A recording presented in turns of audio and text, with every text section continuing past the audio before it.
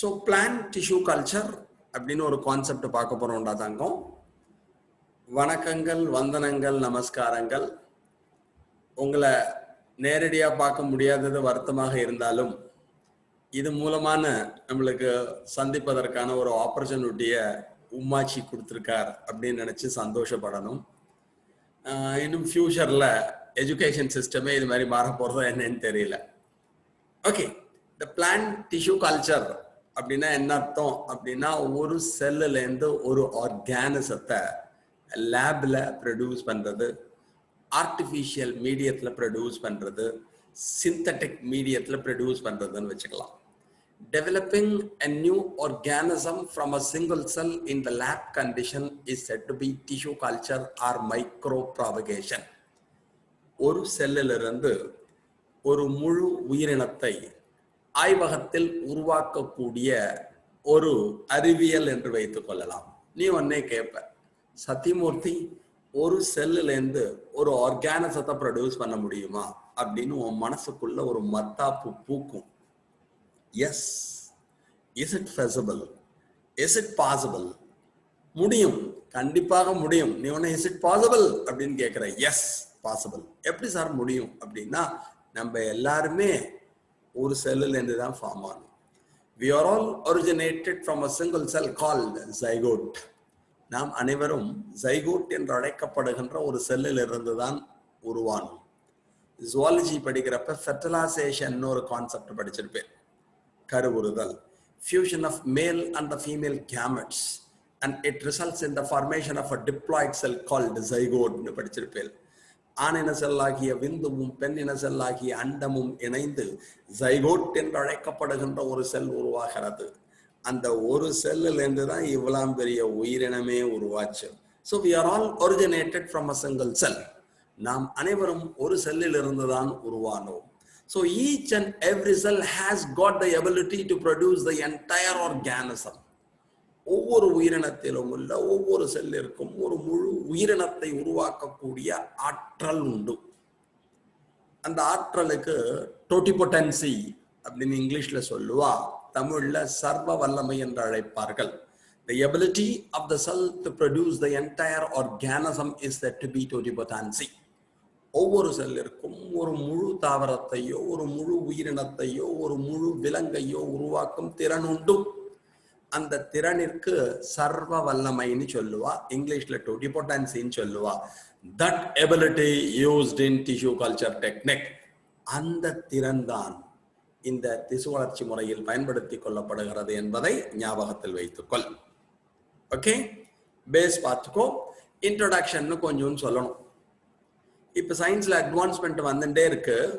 ஓகேயா, growing plant protoplast, செல்லுல இருக்க புரோட்டோபிளாஸ்ட வளர்க்கறது, செல்ஸை வளர்க்கறது, டிஷ்யூஸை வளர்க்கறது எல்லாம் பாரு away from their natural environment under artificial condition is known as a tissue culture. So புரோட்டோபிளாஸ்டை எடுத்தோ, செல்லை எடுத்தோ, டிஷ்யூ எடுத்தோ, ஆர்கனை எடுத்தோ, நேச்சுரல் என்விரான்மெண்ட் இல்லாமல், இயற்கை சூழல் இல்லாமல், ஆர்டிஃபிஷியல் என்விரான்மெண்ட்ல செயற்கையான ஒரு சூழலில் வளர்த்தோம் என்றால் அதற்கு திசு வளர்ச்சி முறை என்று பேர். Developing a new organism from a single cell or from the protoplast or from the tissue or from the organ in a synthetic medium or artificial medium is said to be tissue culture. செயற்கையான ஒரு வளர் சூழலிலே, செயற்கையான ஒரு வளர் ஊடகத்திலே ஒரு செல்லை வளர்க்குறோம், ஒரு டிஷ்யூவை வளர்க்குறோம், ஒரு ஆர்கனை வளர்க்குறோம், ஒரு புரோட்டோபிளாஸ்டை வளர்க்குறோம். அது எல்லாத்துக்குமே டிஷ்யூ கல்ச்சர்னு பேர். ஒரு ஆர்கானிசத்தையும் நம்மளால க்ரோ பண்ண முடியும். we are in a position to grow organism. ஒரு உயிரினத்தை கூட நம்மால் வளர்க்க முடியும். அதை தான் டிஷ்யூ கல்ச்சர்னு சொல்றோம். ஓகேயா, இது பேஸா புரிஞ்சுக்கணும். இது it is also known as in vitro growth of plant protoplast cells, tissues and organs. In vitro fertilisation அப்படின்னு ஜுவாலஜியில படிச்சிருப்பேன். டெஸ்ட் டியூப் பேபி, குழாயில் குழந்தை வளர்ப்பு அப்படின்னு கேள்விப்பட்டிருப்பேன். அதே மாதிரி ஒரு டெஸ்ட் டியூப்ல, சோதனை குழல்ல, ஒரு பெட்ரி டிஷ்ல, ஒரு பெட்டி பிளேட்ல, ஒரு கோனிக்கல் பிளாஸ்க்ல, கூம்பு குடுவையில எதுல வேணாலும் நம்ம இதெல்லாம் வளர்க்கலாம். வளர்த்து ஒரு ஆர்கானிசத்தை ப்ரொடியூஸ் பண்ண முடியும், ஒரு உயிரினத்தை உருவாக்க முடியும். அதை தான் டிஷ்யூ கல்ச்சர்னு சொல்றோம். Father of plant tissue culture the Haberlandt. ஹேபர்லேண்ட்னு ஒரு சயின்டிஸ்ட் இருக்கார். அவர் தான் நம்ம ஃபாதர் ஆஃப் டிஷ்யூ கல்ச்சர் என்று அழைக்கிறோம். திசு வளர்ச்சி முறையின் அறிவியலின் தந்தை என்று அழைக்கப்படுபவர் ஹேபர்லேண்ட் அப்படிங்கிறத ஞாபகம். இவர் தான் என்ன பண்ணார், இந்த டோட்டிபொட்டன்சி அப்படிங்கிற ஒரு டேர்மை இன்ட்ரடியூஸ் பண்ணார். தமிழ்ல சர்வ வல்லமைன்னு பேர். The ability of the cell to produce the entire organism is said to be totipotency. ஒரு செல்லின் உட்புறத்தை, ஒரு முழு தாவரத்தை, ஒரு முழு உயிரினத்தை உருவாக்கும் திறன் காணப்படுகிறது. That ability is said to be totipotency. அந்த கான்செப்டை ப்ரப்போஸ் பண்ணார். And he cultured Lamium purpureum in artificial culture medium. Lamium purpureum என்று அழைக்கப்படுகின்ற ஒரு தாவரத்தினை ஒரு வளர் ஊடகத்திலே, ஒரு சோதனை குழாயிலே அவர் வளர்த்தார். ஸோ அதனால ஃபர்ஸ்ட் இதை பண்ணதுனால அவரை நம்ம என்னன்னு சொல்றோம் அப்படின்னு சொன்னா ஃபாதர் ஆஃப் டிஷ்யூ கல்ச்சர் அப்படின்னு சொல்றோங்கிறத ஞாபகத்தில் வச்சுக்கோ. ஓகே, இது பேஸ்டா தங்கம். இதை வச்சுட்டு நம்ம போகிறோம். Basic concepts of tissue culture. இந்த திசு வளர்ச்சி முறையின் அடிப்படை கருத்துக்கள் என்று வைத்துக் கொள்ளலாம். டோட்டிபொட்டன்சி இப்பதான் சொல்லி கொடுத்தேன், சர்வ வல்லமை. Regenerate into a whole plant. ஒரு செல்லானது ஒரு முழு தாவரமாக மாறுதல். ரொம்ப பர்ஃபெக்டா சொல்லணும்னா the ability of the cell to produce the entire organism. ஒரு செல்லானது ஒரு முழு தாவரத்தை உருவாக்கும் திறனை, ஆற்றலை பெற்றிருந்தது என்றால் அதற்கு டோட்டிபொட்டன்சி பேர். அதுதான் இங்க கொடுத்திருக்கான். Second is differentiation, வேறுபாடு அடைதல். Dedifferentiation, வேறுபாடு திரிதல். Redifferentiation, மறு வேறுபாடு அடைதல் அப்படின்னு 3 வார்த்தை இருக்கு. நான் ஃபர்ஸ்ட் என்ன சொன்னேன்? டிஃபரன்சியேஷன், வேறுபாடு அடைதல். Dedifferentiation, வேறுபாடு திரிதல். Redifferentiation, மறு வேறுபாடு அடைதல். அப்படின்னா என்ன சார்? கொஞ்சம் நன்னா கவனிச்சுக்கணும். இந்த பேசிக் கான்செப்டை தெரிஞ்சுட்டேன்னா, இந்த கான்செப்டை கண்டுபிடிச்சதுக்கு அப்புறமா தான் we are in a position to grow cells. செல்லினை வளர்க்கக்கூடிய ஆற்றல் வந்தது. இப்ப ஸ்டெம் செல்ஸ் அப்படின்னு எடுத்துன்னு நம்மள்ட்ட என்ன பண்றா அப்படின்னா, they are going for organ culture. கிட்னியை வளர்க்க முடியுமா, லங்ஸை வளர்க்க முடியுமா, ஹார்ட்டை வளர்க்க முடியுமா அப்படிங்கிற லெவலுக்குலாம் சயின்ஸ் போயிட்டு இருக்கு. அது எல்லாத்துக்கும் இந்த கான்செப்ட் தான். First part, differentiation. The process of biochemical and structural changes. The cells become specialized in form and function.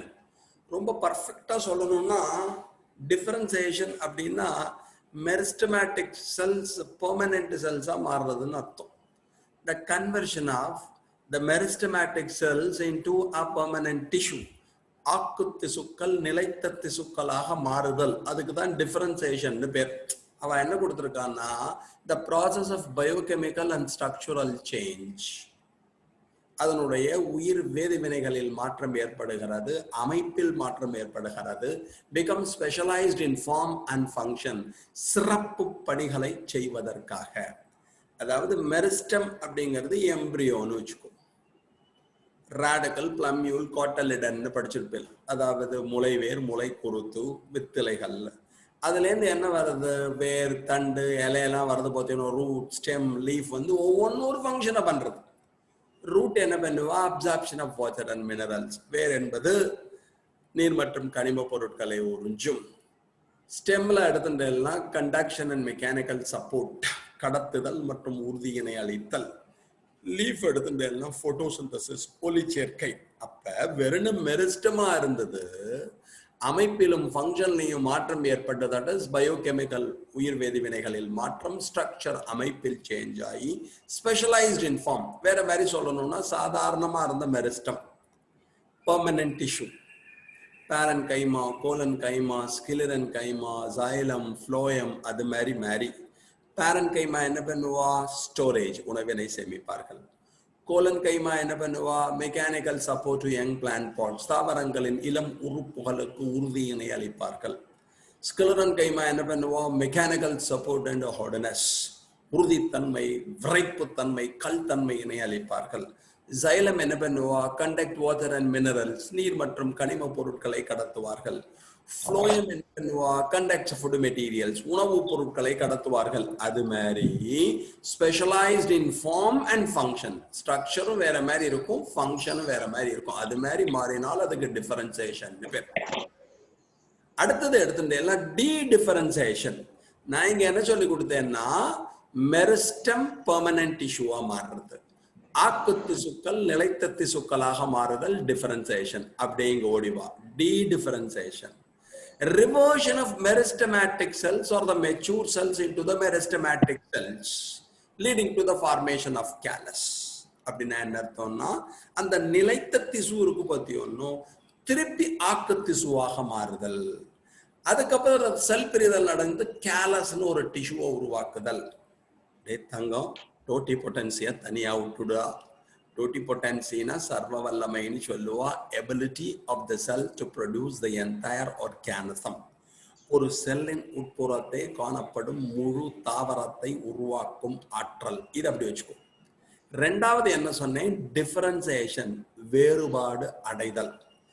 Meristem into permanent tissue, ஆக்கு திசுக்கள் நிலைத்த திசுக்களாக மாறுதல். அததான் என்ன கொடுத்துருக்கான், பயோகெமிக்கல் ஸ்ட்ரக்சுரல் சேஞ்ச் வந்து ஆக்கு திசு meristem is converted into permanent tissue, நிலைத்த திசுக்கள். இங்க ஓடிவா. அடுத்தது இதை படிக்காத, இங்க ஓடிவா, டி டிஃபரன்சியேஷன். ஏற்கனவே மெரிஸ்டத்துல இருந்து ஆக்கு திசுல இருந்து பெர்மனன்ட் டிஷ்யூ வந்துடுது. அந்த பெர்மனன்ட் டிஷ்யூல தான் என்ன இருக்கும், மெச்சூர்டு செல், முதிர்ச்சி அடைந்த செல்கள் இருக்கும். அந்த பெர்மனன்ட் டிஷ்யூ திருப்பி என்னவா மாறும், ரிவர்ஸ் ஆகி மெரிஸ்டமா மாறும். அதாவது நிலைத்த திசுக்கள் மீண்டும் ஆக்கு திசுக்களாக மாறுதல், the conversion of permanent tissue into a meristematic tissue. அப்ப நிலைத்த திசுக்கள் மெச்சூர் செல்ஸ் திருப்பி என்னவா மாறுறது அப்படின்னா, பெர்மனன்ட் டிஷ்யூங்கிறது மெரிஸ்டமேட்டிக் செல்ஸ், ஆக்கு திசுக்களாக மாறுகிறது. Leading to formation of callus அப்படின்னா அதுல இருந்து ஒரு வேறுபாடுறாத திசு and differentiated tissue is formed. அதுக்கு பேர் கேலஸ்னு பேர். ரொம்ப சிம்பிளா நீங்க வச்சுக்கிறது, பர்மனன்ட் டிஷ்யூ மெரிஸ்டமா மாறுதல், நிலைத்த திசுக்கள் ஆக்கு திசுக்களாக மாறுதல். ரிவர்ஷன் ஏன் சொன்னா, ஏற்கனவே அது பர்மனண்டா மாறிடுத்து, மெச்சூர்டா மாறிடுத்து, நிலைத்ததா மாறிடுத்து. Once again it will become meristematic. அதுக்கு டி டிஃபரன்சியேஷன் பேர். அடுத்தது பாரு, ரீடிஃபரன்சியேஷன், வேறுபாடு திரிதல். Already differentiated cells into another type of cell. இது எப்படின்னா, திருப்பி the meristem permanent tissue மாறுறது, திருப்பி நிலைத்த ஆக்கு திசுக்கள் நிலைத்த திசுக்களாக மாறுதல். அதுக்கு ரீடிஃபரன்சியேஷன் பேர். சிம்பிளா சொல்றேன், இங்கிலீஷ்ல சொல்லிட்டு தமிழ்ல வர. டிஃபரன்சியேஷன் எம்பின்னு ஞாபகம் வச்சுக்கோ. எம்பின்னா மெம்பர் ஆஃப் பார்லிமெண்ட் இல்ல, மெரிஸ்டம் இன்டு பெர்மனன்ட் டிஷ்யூ. இங்க ஓடிவா. டி டிஃபரன்சியேஷன் பிஎம், பிரைம் மினிஸ்டர்னு வச்சுக்கோ. பெர்மனன்ட் டிஷ்யூ திருப்பி மெரிஸ்டமா மாறுறது.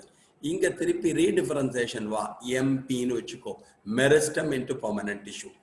ஆக்கு திசுக்கள் நிலைத்த திசுக்களாக மாறுதல், வேறுபாடு அடைதல். இங்க ஓடிவா. நிலைத்த திசுக்கள் ஆக்கு திசுக்களாக மாறுதல், வேறுபாடு தெரிதல்.